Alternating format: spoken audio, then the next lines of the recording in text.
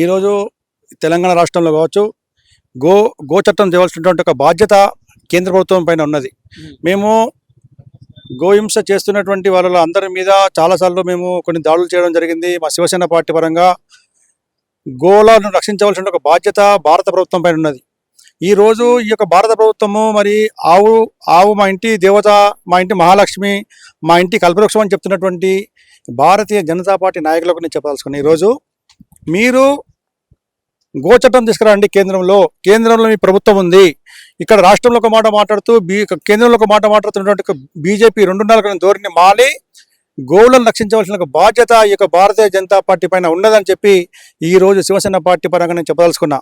ఎందుకంటే ఈరోజు గోవులన్నీ తరలిస్తూ కబేరాలకు తరలిస్తూ విచ్చలవిడిగా నడి రోడ్లపైన హోటళ్లను ఏర్పాటు చేసి హిందువుల యొక్క సాంప్రదాయాలని కూడా వాళ్ళు ఆలోచించలేటువంటి పరిస్థితిలో ఈరోజు మన తెలంగాణ రాష్ట్రంలో ఉన్నది. కాబట్టి దీనికోసం తెలంగాణ రాష్ట్రంలో ఉన్నటువంటి ఒక ప్రభుత్వం ఈ గోవుల మీద ఒక ప్రత్యేక చట్టం తీసుకొచ్చి ఇలాంటి యొక్క ఆవులను కూడా ఎక్కడ కబేరాలు ఉన్నాయి వాటి మీద మీరు ఒక కఠినమైన చర్యలు తీసుకుంటే ఇక మనం గోవులను రక్షించుకున్న వాళ్ళం అవుతాం. కానీ ఈరోజు ఒక మాట మాట్లాడుతూ గోవులను గోవు అనుకుంటా గోవుల కోసం ఓట్లు వాడుతారు, గోవుల కోసము మీరు సీట్లు సంపాదిస్తారు, గోవుల కోసము మీరు రాజ్యాలు వెళ్తుంటారు. కానీ మీరు అధికారంలోకి వచ్చిన తర్వాత మీరు గోవులను మర్చిపోతున్నారు. ఈ పద్ధతి కాదు. రాబోయేటువంటి రోజుల్లో శివసేన పార్టీ ఈ యొక్క గోవుల మీద ఖచ్చితంగా ఒక పోరాటం చేస్తా అని చెప్పి ఈరోజు నేను శివసేన పార్టీ ప్రెసిడెంట్గా నేను చెప్పదలుచుకున్నా. అయితే ఇక్కడ విషయం ఏంటంటే ఆవులు ఉండేది హిందువుల దగ్గర. హిందువులు మాకు అమ్మటం వల్లనే మేము ఇట్లా పెద్ద ఎత్తున వ్యాపారం చేస్తున్నాం. దీంట్లో ఎక్కువ మారవాడి వాళ్ళు కూడా ఎక్కువ ఇన్వాల్వ్ అయి ఉన్నారు. మరి దాంట్లో మేము తినడంలో తప్పే ఉంది అన్నట్లు కూడా బహిరంగంగా కొంతమంది మాట్లాడటం అయితే జరుగుతుంది. దానికి ఏం చెప్తారన్న? ఇప్పుడు ఈరోజు ఈ యొక్క భారతదేశంలో ఈరోజు మొట్టమొదటి గోమాంసం ఎగుమతి చేస్తున్నటువంటి రాష్ట్రం ఏమైతే ఉందో గుజరాత్ రాష్ట్రం. గుజరాత్ భారత ప్రధాని నరేంద్ర మోడీ నాయకత్వం వహించినటువంటి ఒక రాష్ట్ర ముఖ్యమంత్రిగా 10 సంవత్సరాలు ఉన్నటువంటి ఒక గుజరాత్ ముఖ్యమంత్రి మరి అప్పుడు పట్టించుకోలే. ఓకే రైట్, ఈ రోజు నాడు కేంద్ర ప్రధానమంత్రిగా ఉన్నాడు కేంద్రంలో. మరి ఎందుకు మీరు ఈ యొక్క గుజరాత్లో ఉన్నటువంటి గోమాంసాన్ని మీరు ఎందుకు అరికట్టలేకపోతుండ్రు? ఈ రోజు విచ్చలవిడిగా ఎక్కడ చూసినా కానీ ఈ యొక్క బీఫ్ హోటల్స్ నడుస్తున్నాయి. దీనికోసం ఖచ్చితంగా రాష్ట్ర ప్రభుత్వం దీనికోసం ఒక కమిషన్ వేసి ఎక్కడనైతే అక్రమంగా గోవులను తరలిస్తున్నారో వాళ్ళపైన కఠినమైన చట్టాలు తీసుకోవాల్సిన ఒక బాధ్యత ఈ యొక్క రాష్ట్ర ప్రభుత్వం పైన ఉన్నది.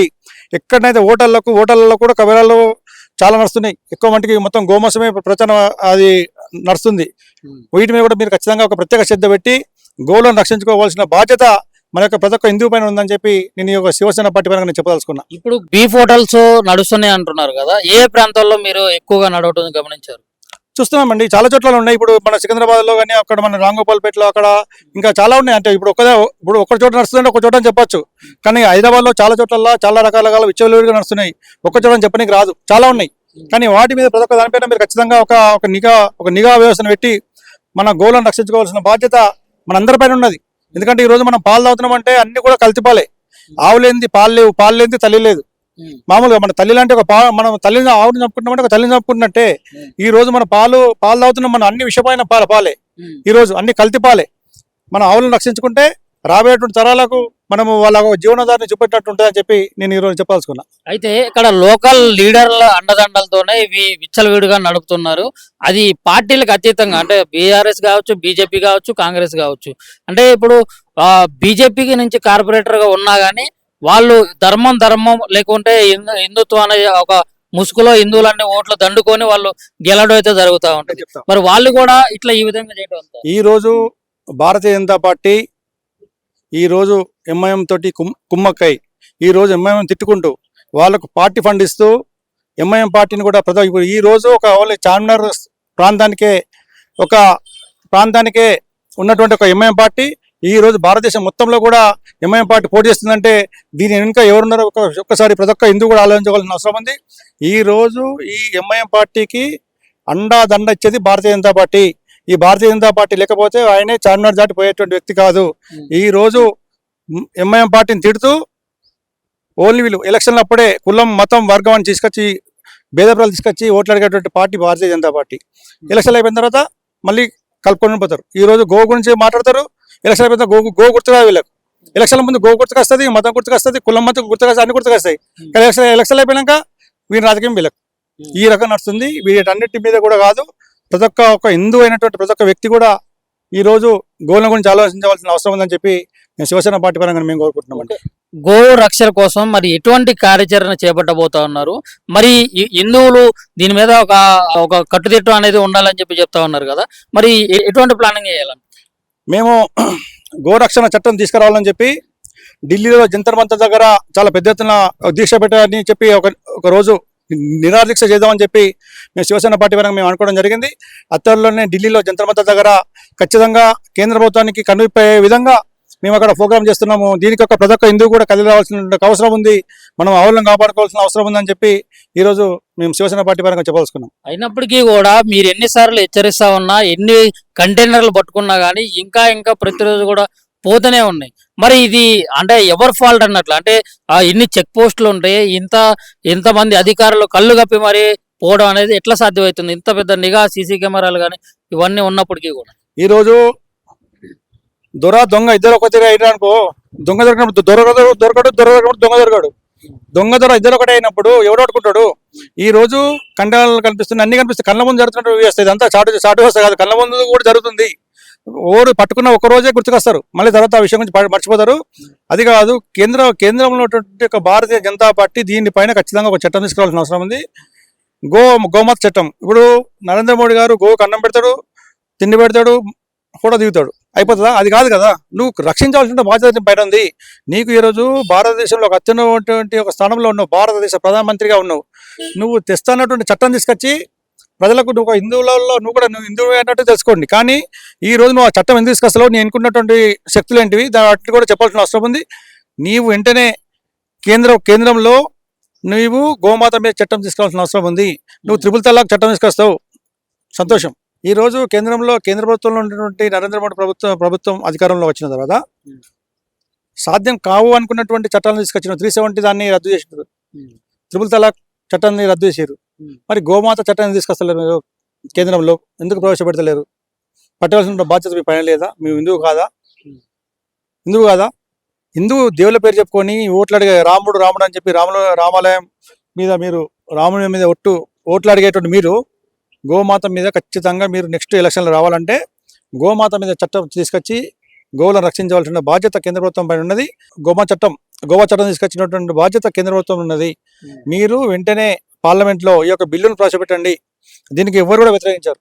ఇప్పుడు గోమాత చట్టం వచ్చిద్దా రాదా, ఎప్పుడు వచ్చేది అనే ఒక అంశాన్ని పక్కన పెట్టినట్టయితే ఇప్పుడు ప్రస్తుతం అంటే టన్నుల కొద్ది విదేశాలకు ట్రాన్స్పోర్ట్ అవుతా ఉంది మన గోమాంసం అనేది. మరి దీనికి సంబంధించి మరి ఒక శివసేన మరి మీరు ఏ విధంగా అడ్డుకోబోతుండ్రో, దీనికి సంబంధించి మీరు మీ యొక్క ఏ రకమైన కార్యాచరణ చేపట్టబోతుంటారు? మేము చాలా చోట్ల ఇంతవరకు కూడా ఈ క్యాంటీన్లలో ఆటోలు పోతుంటే చాలా చోట్ల మేము రక్షించాం. చాలా గొడవలు జరిగినాయి, మా వాళ్ళకు దెబ్బలు తాకినాయి, చాలా మంది పైన కూడా కేసులు జరిగినాయి. ఎలాంటి కేసులు అయినా ఎలాంటి దెబ్బలు తాకినా మీ ప్రాణాలకు కూడా తెగించి మేము ముందుకు పోయేటువంటి పార్టీ శివసేన పార్టీ. మేము తెలంగాణ రాష్ట్రంలో ఒక శివ సైనికులు, అంటే ఒక హిందుత్వం కోసం నిజమైనటువంటి పార్టీ అంటే శివసేన పార్టీ. ఈ రోజు తెలంగాణ రాష్ట్రం ఉందంటే మా శివసేన పార్టీ ఉందని చెప్పి ప్రతి ఒక్క హిందువు కూడా సపోర్ట్ చేసుకొని మన యొక్క గోమాతాన్ని, మన యొక్క గోవును మనం రక్షించుకోవాల్సిన బాధ్యత ఉన్నది. దీనికి శివసేన పార్టీ ముందుకొస్తుంది. తెలంగాణ రాష్ట్రంలో ఉన్నటువంటి ప్రతి ఒక్క హిందువు కూడా మీరు ముందుకొచ్చి శివసేన పార్టీకి రండి. మీకు మీ యొక్క మద్దతు మాకు చెప్పండి. మేము ఖచ్చితంగా గోమాత కోసం కొట్టాడేంత చట్టం తీసుకొచ్చేంత వరకు మేము ముందుకు పోరాడతామని చెప్పి ఈరోజు మేము చెప్పాల్సుకున్నామండి. ఇప్పుడు ఈ సంవత్సరంలో చూసుకున్నట్లయితే హిందూ దేవాలయాల మీద ఎన్నో రకాలుగా దాడులు అయితే జరుగుతూ ఉన్నాయి. మరి అప్పుడు ఎటుపోతుంది ఈ శివశక్తులు, మరి శివసేనలు, మరి ఇవన్నీ పైకి చెప్పుకొని తిరుగుడైనా, లేకుంటే వాటి మీద అవి జరగకుండా చేసేటటువంటి ఒక అంశం ఏమన్నా ఆలోచించారా? ఏం జరుగుతుంది? మీరు అడిగినటువంటి ప్రశ్న చాలా మంచి ప్రశ్న అడిగిండ్రు. మేము అక్కడ సికింద్రాబాద్లో ముత్యాలమ్మ టెంపుల్ పైన జరిగినప్పుడు మేమే కొట్లాడినాం, మా మీద కేసులు కూడా అయినాయి. పోలీసు వాళ్ళు అంటే ఎవరు కాల్ చెప్తున్నారు కదా, మేమే కొట్లాడినా అంటే అటు ఈటల రాజేందర్ గారి దగ్గర నుంచి, మన బండి సంజయ్ గారి దగ్గర నుంచి, మళ్ళీ ఇటు చూసుకుంటే ధర్మపురి అరవింద్ టైగర్ దగ్గర నుంచి అందరు కూడా ఇదే ముచ్చట చెప్తారు. ఓట్లు సీట్ల కోసం వచ్చేటువంటి పార్టీ ఆ పార్టీ భారతీయ జనతా పార్టీ. నిజమైన హిందుత్వ పార్టీ. మా యొక్క అమ్మవారికి ప్రాబ్లం ఇలా ఈ రకం జరిగింది అని చెప్పి ఖచ్చితంగా కొట్టదాం అని చెప్పి మేము జరిగినటువంటి రోజు ఎన్ని రోజులు అక్కడ ప్రోగ్రామ్ అన్ని రోజుల వరకు మేము అక్కడి నుండి ఆ యొక్క అయిపోయిన వరకు వాళ్ళు అరెస్ట్ చేసేంత వరకు కూడా మేము అక్కడ ఉండి మేము పోరాటం చేసినటువంటి విషయం. ఈ రోజు తెలంగాణ రాష్ట్రంలో హిందూ దేవాలయాల మీద చాలా పెద్ద ఎత్తున దాడులు జరుగుతున్నటువంటి విషయాన్ని రాష్ట్ర ప్రభుత్వం గమనించాల్సిన అవసరం ఉంది. దీనికి వెంటనే ఖచ్చితంగా రాబోయే రోజుల్లో ఎక్కడ ఏ ఒక్క దేవాలయం మీద దాడి జరిగిన శివసేన పార్టీ చూస్తూ ఊరుకునేటువంటి పరిస్థితి లేదు. ఈరోజు వాడు గుడి లోపల పోయినప్పుడు పిక్చర్ కాదు, గుడిలో దేవుని యొక్క విగ్రహాన్ని పగలగొట్టిన తర్వాత పోలీస్ ఎంక్వైరీ వచ్చేసరికి కూడా పిక్చర్ అవుతుండు. దీని మీద ఖచ్చితంగా దీని వెనుకటువంటి చాలా పెద్ద ఎత్తులో శక్తులు ఉన్నాయి. అన్నింటిని కూడా పట్టుకొని వాళ్ళ కఠినమైన శిక్షలు విధించినప్పుడే మన హిందూ దేవాలయాల్ని మనము దక్కించుకోగలుగుతాం. లేదంటే శివసేన పార్టీ రంగంలో దిగుతుంది. మీరు అంటారు అనుకుంటారు పోలీసులు మా ఎంబడి ఉన్నారు, మేము ఏం చేస్తే అది కాదని చెప్పి. ఇక ముందు అలాంటి తొక్కులు నడవు.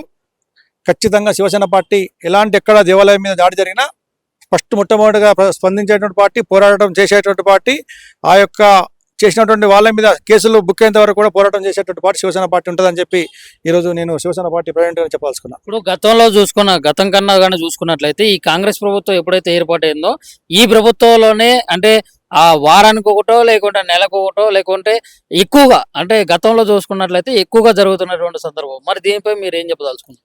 ఈరోజు రాష్ట్రానికి హోమ్ మినిస్టర్ లేడు, రాష్ట్రంలో విద్యాశాఖ మంత్రి లేడు. రాష్ట్రంలో ఖచ్చితంగా ఒక ఈరోజు ఉన్నటువంటి పోలీస్ వ్యవస్థను అంటే పోలీస్ వ్యవస్థ పటిష్టంగా ఉన్నప్పటికీ పోలీసులు అంటే మాకు చాలా గౌరవం. పోలీసుల మీద మేము ఎలాంటి మాట్లాడాల్సుకోలేదు. ఎందుకంటే పోలీసులు ఉంటేనే ఈరోజు శాంతి భద్రతల విషయంలో పోలీసులు లేకుంటే శాంతి భద్రతలు లేవు.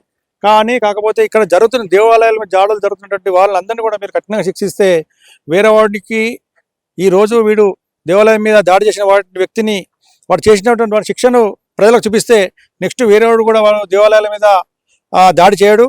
కాబట్టి దయచేసి నేను పోలీస్ వ్యవస్థను కోరుకునేది ఒకటే, రాబోయేటువంటి రోజుల్లో ఎప్పుడు ఎలాంటి దేవాలయాల మీద దాడి చేసినా వాళ్ళని ఖచ్చితంగా కఠినమైన శిక్ష విధించండి.